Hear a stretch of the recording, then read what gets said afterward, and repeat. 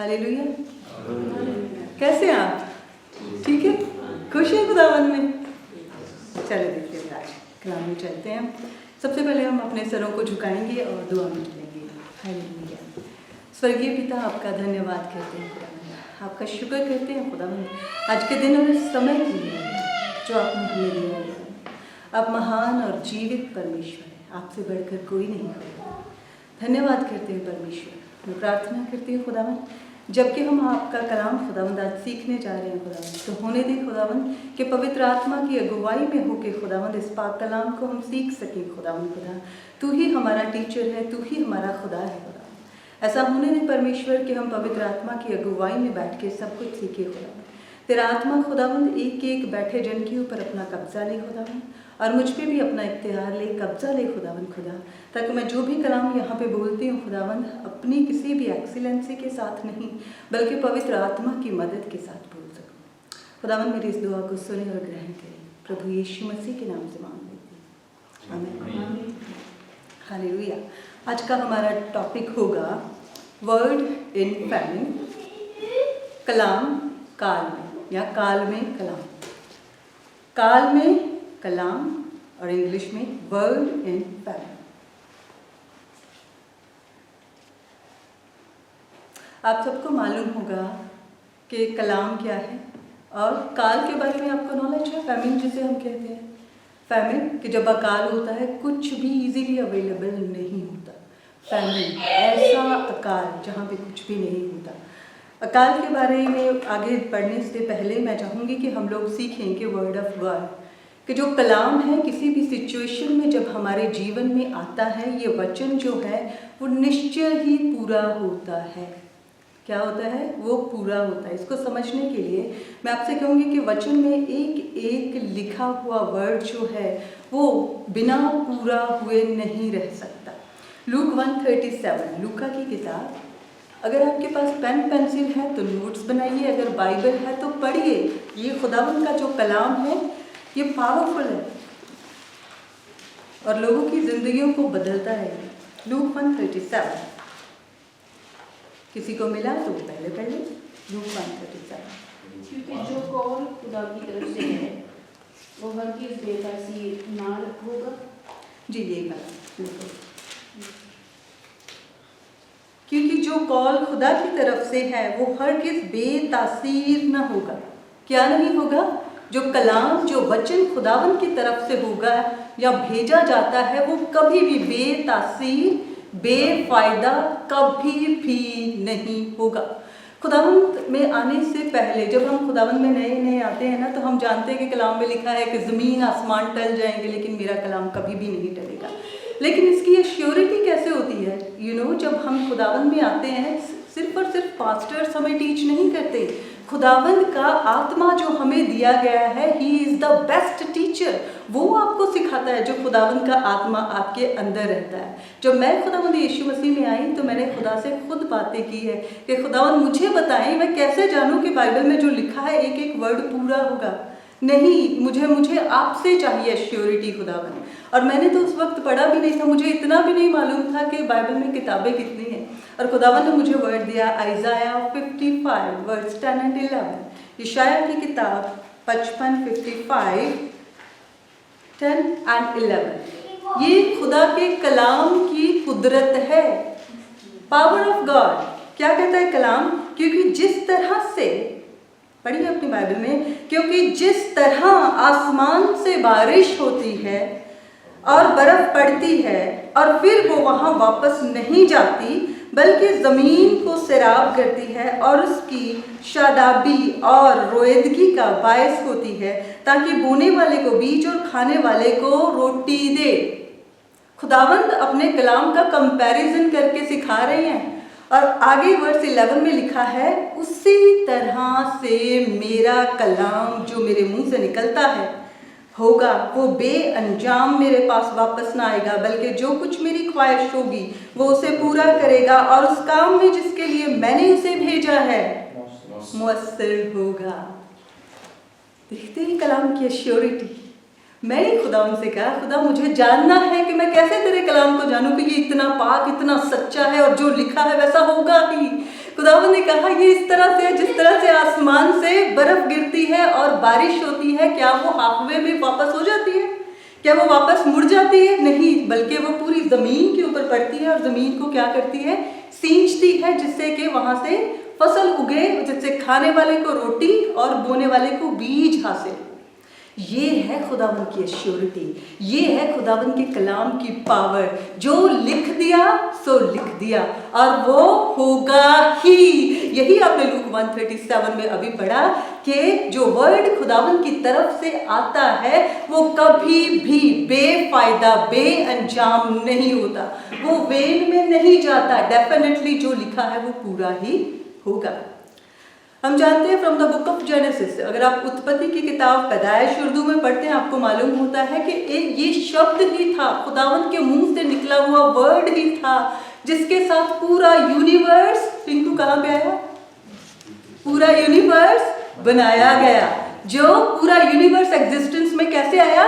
खुदावंद के मुंह से निकले हुए वर्ड के साथ पूरा वर्ल्ड, पूरा यूनिवर्स एग्जिस्टेंस में आ गया। This is the power of word. और ये वो वर्ड कहाँ से निकला?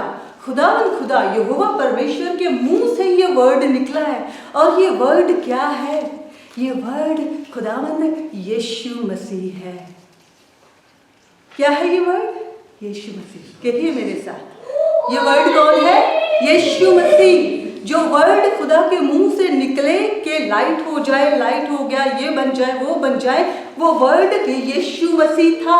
और उसके ऊपर एक्ट किसने किया? पवित्र आत्मा ने, होली स्पिरिट ने उसके ऊपर वर्क किया और एवरीथिंग केम इनटू एग्जिस्टेंस। सब कुछ फॉर्मेशन में आ गया। यही कलाम, ये वचन जो यीशु मसीह है, in the book of John हम क्या जानते हैं कि यही कलाम, in the beginning was the word, और जो वर्ड था वही क्या था? खुदावंद के साथ था और खुदावंद और वर्ड ही खुदावंद था। अगर आप पढ़िएगा, आप खुद पढ़ लीजिएगा 1:1 जॉन 1:1। इन द बिगिनिंग, अगर किसी के पास है तो पढ़ लीजिए। इन the beginning was the word, word was with God and word was God. और ये जो था कलाम, ये यीशु मसीह था। अब 1:14 पिंकू पढ़िए, 1:14 gospel of John chapter 1 verse 14। यूहन्ना की इंजील एक ही हुआ और फजल और सच्चाई से ममूर होकर हमारे दरमियान रहा और हमने उसका ऐसा जलाल देखा जैसा बाप के इकलौते का जलाल। कितनी तेज नहीं, स्लोली स्लोली पढ़िए जरा, रुक के पढ़िए। The Word became flesh and made his dwelling among us. We have seen his glory, the glory of the one and only Son, who came from the Father, full of grace and truth. Amen. अब यही word जो था ये flash में आया और हमारे साथ रहा उस वक्त के लोगों में। खुदावंद यीशु मसीह जो वर्ड थे वो फ्लैश उन्होंने हाथ से रिसीव की और हम लोगों के बीच में, उस वक्त के लोगों के बीच में रहे खुदावंद यीशु मसीह। और यही खुदावंद यीशु मसीह है, वो रेवलेशन में हम देखते हैं ये वर्ड ऑफ गॉड, ये जीसस जो है घोड़े के ऊपर वापस आने वाले हैं, यही यीशु मसीह, ये वर्ड। तो ये जो वर्ड है यीशु मसीह जो है वो हमें क्या दिया गया? रिटन फॉर्म में जीसस दिए गए। जब आप ये वचन को पढ़ते हो तो ये वचन एक राइटिंग नहीं है, ये खुदावंद यीशु मसीह है। जब आप इसको लेते हो तो किसी नॉर्मल वर्ड को नहीं लेते, ये क्या है? यीशु मसीह है। कलाम किस तरह से हमारे जीवन में काम करने में सक्षम है? पानी की तरह, आग की तरह, हथौड़े की तरह, तलवार की तरह, शीशे की तरह आपके जीवन में वो काम करता है। ऐसी खुदावंद की कुदरत है कलाम में जो हम देखते हैं। तो आज जो हम देखने जा रहे हैं ये this was all about word, Kalam, power of the word. ये कलाम क्या है? मेरे साथ रहिए और मुझे बताइए ये कलाम क्या है? ये कलाम क्या है? बोलिए, कलाम क्या है? ये सिस्टर, कलाम क्या है? खुदावंद यीशु मसीह। ये कलाम क्या है? यीशु मसीह ही कलाम है। खुदावंद का कलाम कौन है? यीशु मसीह खुद कलाम है। आज हम सीखेंगे फैमिन के बारे में, वर्ड इन फैमिन। फैमिन आप बहुत अच्छे तरह से समझते हो। फैमिन एक तो जो कि नेचुरल फैमिन होता है। नेचुरल फैमिन कैसे? मानिए कि कहीं पे बारिश नहीं हुई, वहाँ पे सूखा पड़ गया है, कुछ खाने को नहीं, फसल नहीं उपजती, वहाँ पे ये है नेचुरल फैमिन। लेकिन एक फैमिन हम ऐसा देखेंगे जो कि नेचुरली नहीं आता, लेकिन जो दूसरी कंट्री है, एक नेशन जो है दूसरे नेशन को बिसीज करता है और वहाँ पे अकाल आ जाता है। हम एक ऐसी ही स्टोरी पढ़ने वाले हैं।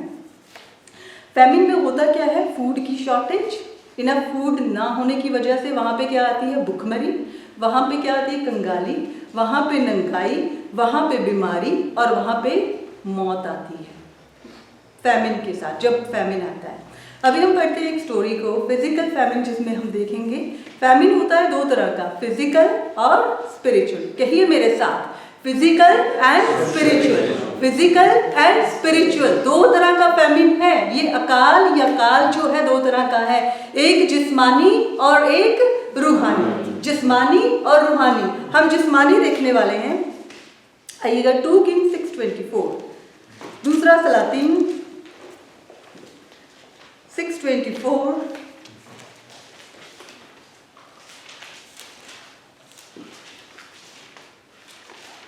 जी, ये आपने आप देखिएगा इसमें, अगर आप लोगों में से कौन अच्छे से पढ़ लेता है जोर से, लेकिन स्लोली आप पढ़िएगा सिस्टर।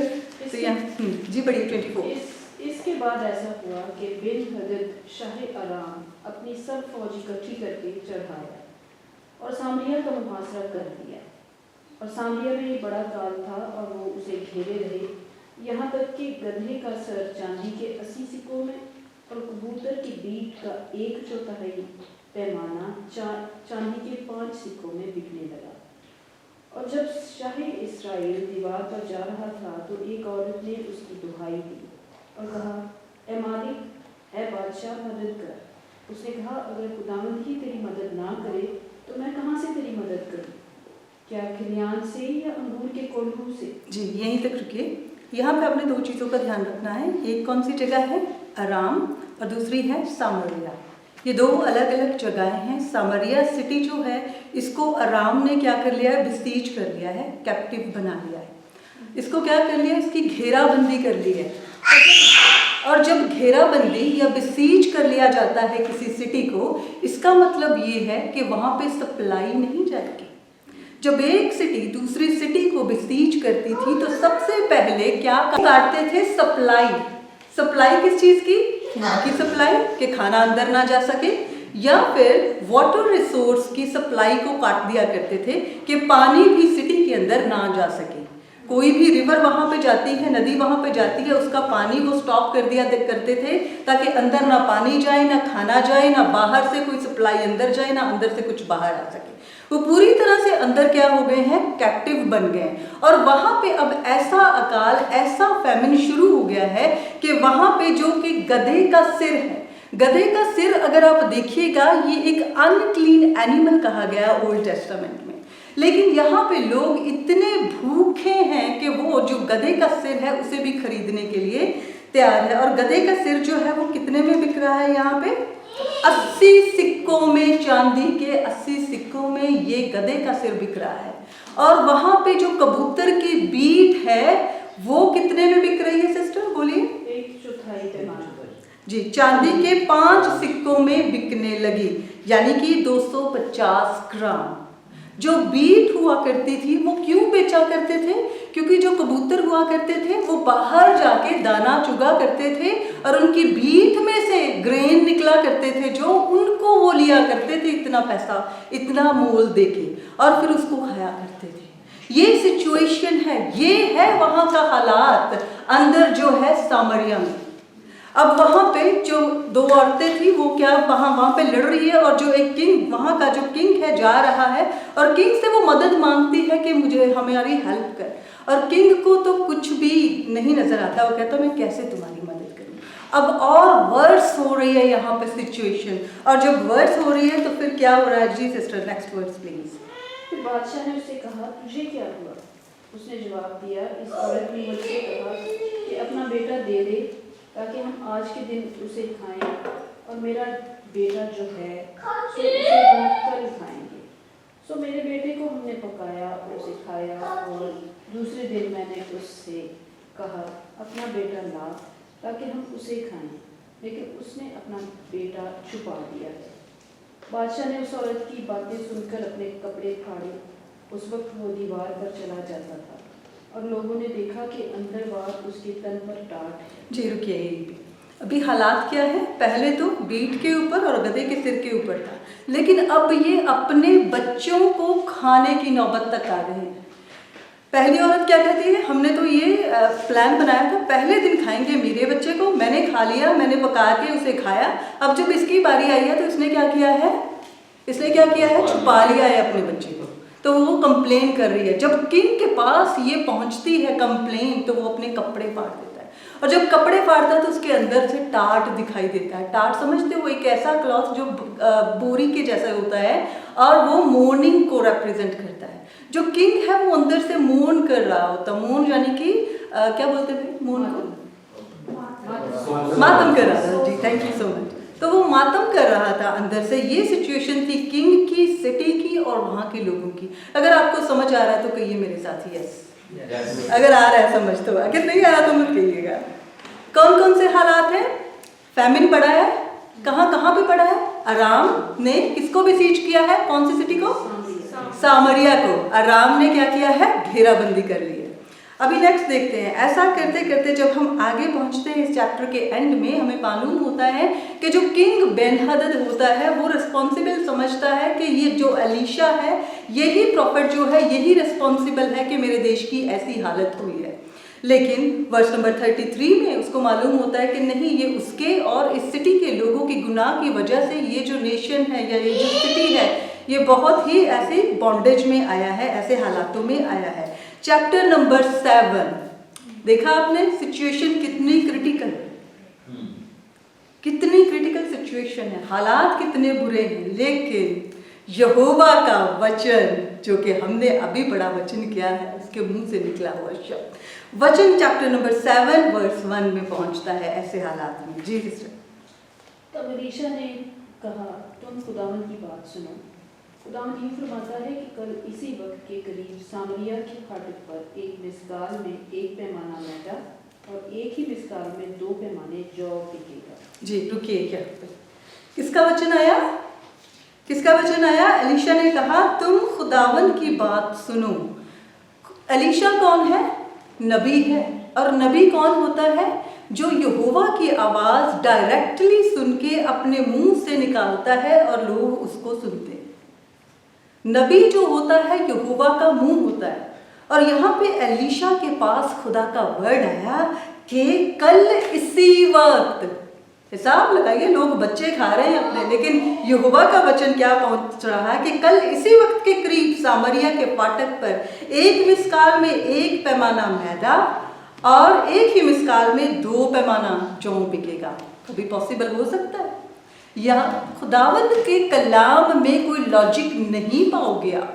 खुदावंद को ज़रूरत ही नहीं है कि इतना टाइम लगे या वैसा हो या कैसे इसको प्रोवाइड किया जाए। उसने कह दिया तो वो क्या होगा नेक्स्ट डे। अब क्या फसल ऐसे ही उग जाती है? उसको बोना पड़ता है, वेट करनी पड़ती है, पानी देना पड़ता है, कटाई करनी पड़ती है, चटाई करनी पड़ती है, उसको पीसना पड़ता है, फिर आटा जाके हम तक पहुंचता है। लेकिन यहोवा परमेश्वर क्या कर रहे हैं कि कह रहे हैं कि कल इस वक्त क्या होगा, कितना सस्ता 1 मिसकाल में क्या बिकेगा? 1 पैमाना मैदा और 2 पैमाना जौ बिकेगा। क्या पॉसिबल हो सकता है ऐसे? हो सकता है पॉसिबल? कैसे हो सकता है? क्योंकि खुदावंद ने कहा। वेरी गुड, आपने पॉइंट पकड़ लिया। बिल्कुल, क्योंकि खुदावंद ने कहा है। अब जरूरत नहीं है कि वहां पे पानी काम करे या बीज काम करे, यहोवा का कलाम काम करेगा। यहोवा के कलाम की कुदरत इस फैमिन में काम करेगी definitely. Next verse. Yes sister. तब उस सरदार ने, जिसके हाथ पर बादशाह तकिया करता था, मर्दे खुदा को जवाब दिया, देख, अगर खुदावंद आसमान में खिड़कियां भी लगा दे तो भी क्या ये बात हो सकती है? उसने कहा, सुन, तू इसे अपनी आंखों से देखेगा और उसमें से खाने ना पाएगा। सुनिएगा, यहाँ पे क्या ये विश्वास लेके आया यहोवा के वचन के ऊपर, कलाम के ऊपर, जो वर्ड कहा गया, ये नहीं लेके आया इसके ऊपर। क्योंकि ये क्या देख रहा था? अपनी फिजिकल आंखों से सिचुएशन को देख रहा था। ये तो हो ही नहीं सकता, ये तो इम्पॉसिबल है। इसी तरह से हम भी जब किसी सिचुएशन के थ्रू जाते हैं हमें इम्पॉसिबल लगता है, लेकिन जब खुदावंद का कलाम, ये वचन जो कि यीशु मसीह खुद है, हमारे पास पहुंचता है, तो उस कलाम की कुदरत हमारे जीवन में और उस सिचुएशन में भी ऐसे ही काम करती है जैसे यहाँ पे इस कलाम ने करना है। अब जो बंदा है वो विश्वास नहीं कर रहा, कह रहा कि क्या यहोवा, ऐसा हो सकता है अगर यहोवा आसमान के झरोखे भी खोल दे, खिड़कियां भी खोल दे, स्वर्ग को खोल दे, तो भी ऐसा नहीं हो सकता। लेकिन मर्दे खुदा ने क्या बोला है कि अब ठीक है, ऐसा होगा तो ये तो पक्का है, लेकिन तू इसे आंखों से देखेगा, लेकिन कभी भी इस कलाम की रिचनेस को कभी भी एंजॉय नहीं कर पाएगा। आप एंड में देखिएगा ये कलाम पूरा होता है। इसने क्या देखा? इसने देखा कि खुदा ने सब कुछ पॉसिबल कर दिया है जैसे इसने कहा था खुदाबंद ने, लेकिन ये जो बंदा जिसने विश्वास नहीं लाया, अमल नहीं किया खुदा के कलाम के ऊपर, उसने ऐसा होते हुए तो देखा, लेकिन वो उसे कभी भी एंजॉय नहीं कर सका। अरामी फौज का, आपको मालूम है कोड़ियों की या जो जिनको लेप्रोसी हुआ करती थी वो सिटी के अंदर नहीं रहने पाते थे। जो लेपर्ड्स हुआ करते थे कहाँ पे रहते थे? वो सिटी के बाहर रहा करते थे। अब ये जो सामरिया है इसको बिसीज किया हुआ है अरामियंस ने, और ये जो लोग हैं, ये जो 4 कोड़ी हैं, ये बैठे हुए हैं अरामियन की कैप्टिविटी के अंदर और अपनी सिटी से निकाले हुए बाहर सेंटर में है। अब सेंटर में ये कहते हैं कि हम क्या करें, अब अगर तो हम यहीं पे बैठे रहें तो भी मरेंगे, अगर हम अंदर जाएंगे तो भी मरेंगे क्योंकि वहाँ पे अकाल है। ऐसा करते हैं कि जो कैंप हमारे इर्द गिर्द जिन्होंने हमें बिसीज किया हुआ है, हम ऐसा करते हैं हम वहीं पे चलते हैं। अगर उन्होंने हमें जिंदा रख लिया तो ठीक है, अगर नहीं रख लिया तो कोई बात नहीं। अब इन्होंने हौसला करके क्या करना है कि जिन लोगों ने जिस नेशन ने, जिस सिटी ने इनको बिसीज किया है वहाँ पे जाएंगे। 4 कोड़ी जो है, अब ये वैसे जैसे ही वहाँ पे जाते हैं और वहाँ पे पाते पता क्या है कि जिन लोगों ने इनको बिसीज किया, लोगों ने इनको कैप्टिविटी में रखा हुआ था, वो वहाँ पे है ही नहीं। जानते हो क्यों नहीं है वहाँ पे? जी पढ़िएगा वर्स नंबर 6। कैप्टिविटी है ही नहीं है, बॉन्डेज है ही नहीं है वहाँ पे। कब? Verse number 6। क्योंकि खुदावंद ने रथों की आवाज़ और घोड़ों की आवाज़, बल्कि एक बड़ी फौज की आवाज़ अरामियों के लश्कर को सुनवाया। तो वो आपस में कहने लगे कि देखो, शाही इसराइल ने हित्तियों के बादशाहों और मिस्रियों के बादशाहों को हमारे खिलाफ उजरत पर बुलाया है कि वो हम पर चढ़ जाएं। इसलिए वो उठे और शाम को भाग निकले और अपने डेरे और अपने घोड़े और अपने गधे बल्कि सारी लश्करगाह जैसी की तैसी छोड़ दी और अपनी जान लेकर भागे। बिल्कुल, अभी रुकिए यहाँ पे। क्या आपको स्टोरी समझ आ रही है या मैं आपके साथ फिर दोबारा से जाऊँ? समझ आ रही है आपको? आ रही है? सामरिया है, और सामरिया को किसने घेराबंदी करी है? किंग ऑफ अराम ने, सेना ने घेरा डाल दिया है। और कोड़ी कहाँ पे बैठे हैं? जो 4 कोड़ी है वो कहाँ पे, उनकी पोजीशन कौन सी है? एग्जैक्टली, वो सेंटर में। अब वो क्या कर रहे हैं? चारों के चारों बाहर जाके देख रहे हैं कैप्टिविटी को या फिर बॉन्डेज है कि नहीं। इन्होंने क्या देखा? वहाँ पे बॉन्डेज है ही नहीं है, क्योंकि खुदावंद ने इनको डर की आवाज़ सुनाई थी और इन्होंने सोचा कि शायद जो ये राजा है, किंग जो इज़राइल का किंग है, इसने बहुत सारी सेना को खरीदा है अपने लिए और हमारे अगेंस्ट है, तो ये इनको खुदावंद ने डर के मारे ही भगा दिया। इन्होंने क्या सुनी थी? रथों की आवाज़, कि शायद जिनको हमने घेराबंदी की है वो हमारे खिलाफ और सेना को लेके आ गए हैं हमारे खिलाफ, और ये भाग गए। जब जाके ये 4 कोड़ी देखते हैं कि कैंप जो इनके अराउंड लगे थे वहाँ पे कुछ भी नहीं है, खाते हैं पीते हैं, सोना लेते हैं, चांदी लेते हैं उनका, और वहाँ पे जो क्या होता है उनका और सामान होता है उसको लेते हैं और छुपा लेते हैं। अब इनमें से एक कोड़ी जो था वो इनसे कहता है कि हम अच्छा नहीं कर रहे हैं। ये जो 4 कोड़ी है क्यों नहीं अच्छा कर रहे हैं? आप में से कोई बता सकता है ये क्या नहीं अच्छा कर रहे, क्यों नहीं अच्छा कर रहे? तीनों को वो कहता है कि तुम लोग अच्छा नहीं कर रहे हैं, आज का दिन खुशखबरी का है और हम खामोश हैं। क्या है आज का दिन? खुशखबरी का दिन है और हम क्या है? खामोश है। खुशखबरी किस चीज की है? क्या है खुशखबरी? Yes, besiege is over. अब जो कैप्टिविटी में ये लोग थे, वो जो बंधन था इर्द गिर्द था, वो क्या हो गया? टूट चुका है। और ये खुशखबरी है इनके लिए कि हम ये अच्छा नहीं कर सकते, कर रहे हैं। वर्स नंबर 10 में देखिए उन्होंने कहा, क्या कहा कि हम ऐसा करते हैं, दरबान को बताते हैं, ये बताते हैं उनको, और फिर वो बादशाह तक खबर जाती है। ये जो खुशखबरी की न्यूज़ है रुकती नहीं है, यहाँ तक आगे आगे आगे किंग तक पहुंच जाती है।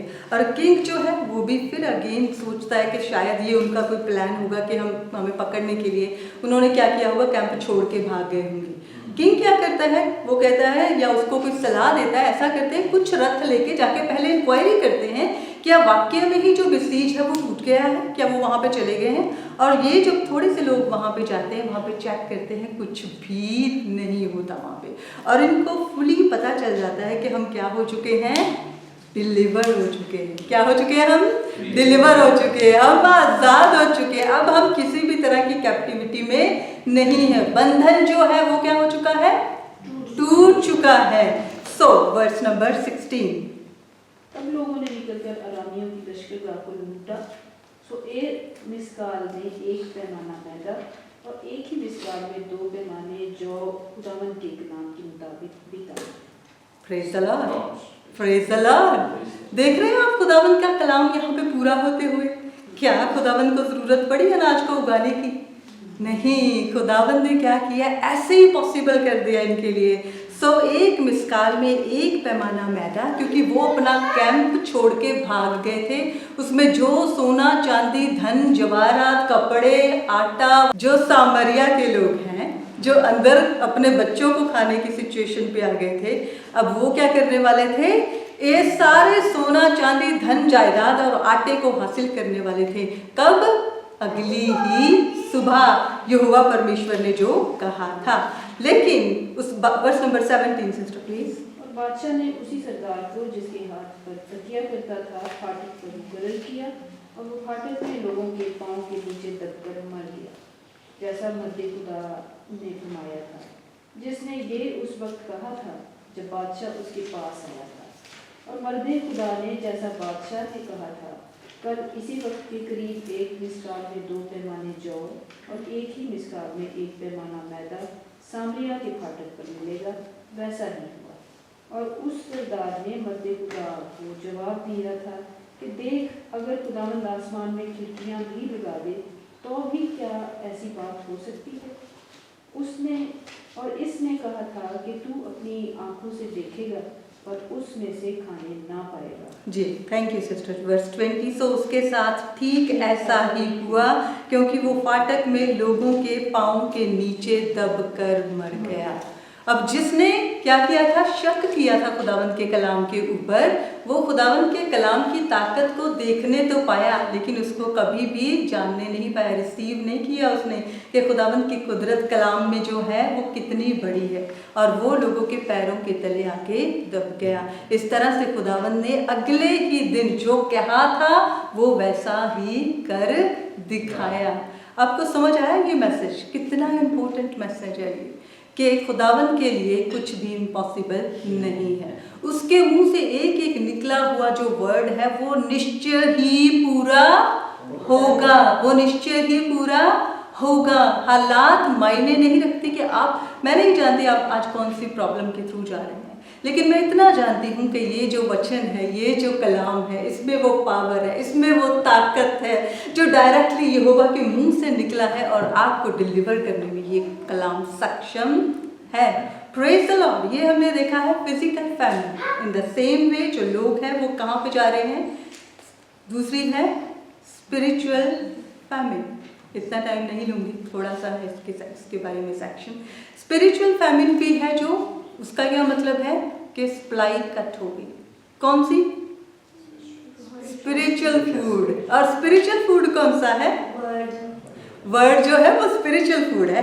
जॉन 6:35 खुदावंद यीशु मसीह ने क्या कहा? I am the bread of life, और जो कोई मुझे खाएगा वो कभी भी नहीं मरेगा, बल्कि इटर्नली वो क्या होगा? जिंदा रहेगा। आज लोग जो हैं बाहर से बहुत अच्छे हमें दिखाई देते हैं, आप अलग अलग तरह के लोगों से मिलते हो, लेकिन कलाम की कमी होने के कारण जो लोग हैं अंदर से स्पिरिचुअली डेड है। क्योंकि जो कलाम की ताकत, जो कलाम रोटी है, जो खाना है, उनके अंदर नहीं जा रहा है। वो स्पिरिचुअली डेड है, मरे हुए हैं। आपने बहुत लोगों को देखा होगा, वो बहुत अच्छे से एक्ट कर लेते हैं ऊपर से दिखाने के लिए कि आई एम हैप्पी, मैं बहुत अच्छा हूँ, बहुत बढ़िया हूँ, लेकिन अंदर की सिचुएशन, जो रूह है उनकी, जो आत्मा है, वो डेड है, क्योंकि right kind of food they are not having. वो नहीं खा रहे हैं वो कलाम का खाना, जो कि खुदावंद यीशु मसीह खुद है। कलाम उनके अंदर नहीं है। ये जो वर्ल्ड है, जिन्होंने कलाम को नहीं सुना, और वो लोग जिन्होंने वर्ड को सुना तो लेकिन उसकी पावर को नहीं जाना, ये दोनों लोग कौन सी कैप्टिविटी में हैं? जिस तरह से सामरिया को अरामियंस ने कैप्टिविटी में रखा था, इसी तरह से डेविल ने इन लोगों को, और जो अभी तक यीशु मसीह में नहीं आए, उनको भी कैसे बांध के रखा हुआ है कैप्टिविटी में। अगर ये 4 कोड़ी उनको जाके ना बताते सामरिया को कि ये बॉन्डेज टूट चुका है, तो वो कभी भी डिलीवर होते? वो कभी भी बाहर जाके देखते? उनको मालूम नहीं होता। इन्होंने क्या किया है? गुड न्यूज जाके किसको दी है? किंग को दी है, और लोगों को दी है कि हम लोग डिलीवर हो चुके हैं। इसी तरह से आज हम इस टाइम में खुदावंद यीशु मसीह ने डेविल की चेन को ब्रेक कर दिया है। We are absolutely delivered from the power of the darkness. किसी भी तरह से हम अंधकार के किसी चेन के अंदर नहीं हैं। लोगों को नहीं मालूम। जिस तरह से इन 4 कोड़ियों ने इस गुड न्यूज को अपने तक रखा नहीं, बल्कि आगे जाके शेयर किया है, इसी तरह से आज ये हमारी क्या है? रिस्पॉन्सिबिलिटी है, ताकि वो लोग जो अंदर स्पिरिचुअली डेड है, या फिर वो अभी तक क्राइस्ट के बारे में जानते ही नहीं कि यीशु मसीह ने सारे अंधकार के बंधनों को तोड़ डाला है, वो वहीं पे मरेंगे अगर हम ये गुड न्यूज को उन तक नहीं लेके जाएंगे। हालेलुया। और ये कलाम क्या है? ये गॉस्पल क्या है? ये खुशखबरी ही है। सामरिया क्या है? वर्ल्ड। सामरिया क्या है? वर्ल्ड। और जो 4 लेपर्स हैं वो कौन है? 4 लेपर्स किनको रिप्रेजेंट करते हैं? यस बेटा, 4 कोड़ी वो किनको रिप्रेजेंट करते हैं? हमको। हम लोग 4 कोड़ियों की तरह हमने जाके लोगों को बताना है, उन 4 कोड़ियों की तरह। सामरिया क्या है? वर्ल्ड। और गुड न्यूज क्या है? ये रेवलेशन है, हासिल कीजिए जी। थैंक यू पास्टर जी। और ये क्या है गुड न्यूज? ये गॉस्पेल, ये कलाम हमें आजाद करता है। वचन क्या कहता है? Whom the Son sets free is free indeed। जिसको कलाम आजाद कर दे वो क्या है? आजाद है, फुली डिलीवर्ड। ये हमारी क्या है? रिस्पॉन्सिबिलिटी है कि हम लोगों तक न्यूज़ दें। अब अगर आप किसी भी बॉन्डेज में हैं, सिकनेस में हैं, किसी भी चेन में हैं, I just want to tell you one thing कि परमेश्वर ने आपको आज़ाद कर दिया है। जो बॉन्डेज था, वो चेन जो थी, वो ब्रेक हो चुकी है। कलाम की कुदरत को जाने। जिस भी सिचुएशन के बीच में आप जा रहे हैं, इस कलाम में देखिए। अगर आप बीमारी में जा रहे हैं, देखिए कि कलाम में क्या है लिखा आपके लिए। बिकॉज कलाम क्या कहता है? You are healed by the stripes of Jesus. अगर आप वीक महसूस कर रहे हैं, कमजोर, तो कलाम क्या कहता है? I am strong. तो उस वर्ड्स को पकड़िए। अगर आप बॉन्डेज में हैं तो क्लेम कीजिए, नो आई एम फ्री। जो भी कलाम आपकी सिचुएशन के ऊपर लगता है, उस कलाम को बार बार आपने क्या करना है? आपने क्या करना है? डिक्लेयर करना है और उसके ऊपर विश्वास करना है। आपको मालूम खुदावंद यीशु मसीह जो है वो वर्ड है। आपने वचन पढ़ा था स्टार्टिंग में कि आसमान से बारिश और बर्फ हाफवे नहीं जाती। जिस काम के लिए आया उसे पूरा करके जाता है। खुदावंद यीशु मसीह आसमान से इस धरती के ऊपर आए, जमीन के ऊपर आए। उन्होंने अपने काम को कंप्लीट किया। क्या था उनका काम? यीशु मसीह का एग्जैक्टली उन्होंने अपने काम को, अपनी असाइनमेंट को पूरा किया। और फिर उसके बाद क्या किया? Went back to heaven and he is seated at the right hand of God। और वो पाक कलाम, यही पाक कलाम है, वो जिस काम के लिए यीशु मसीह फिजिकली आए उसे पूरा किया और फिर रिटर्न हो गए। आसमान में बाप के दाहिने हाथ। उसी तरह ये कलाम आपकी जिस सिचुएशन में जो भी कलाम लगता है वो आता तो है, लेकिन वो बिना पूरा किए वापस नहीं जाता। यीशु खुदावन का कलाम कहता है वो जिस काम के लिए भेजा जाता है वो पूरा करके ही वापस जाएगा। Hallelujah, praise the Lord, hallelujah. ये है खुदा के कलाम की कुदरत।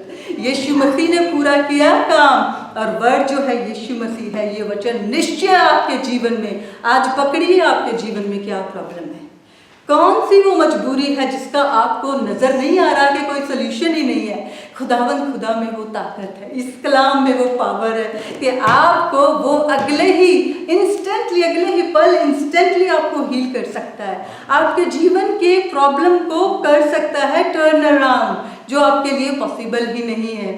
कोई भी सिचुएशन, कोई भी फैमिली है हमारे जीवन में, यकीन जानिए वर्ड हैज पावर। खुदावन का कलाम आपको डिलीवर करेगा। वो कर चुका है, जिस तरह से इनको मालूम नहीं था, हमें मालूम नहीं है, लेकिन हम हो चुके हैं डिलीवर इस कलाम की कुदरत को जाने। Hallelujah, hallelujah, thank you Lord.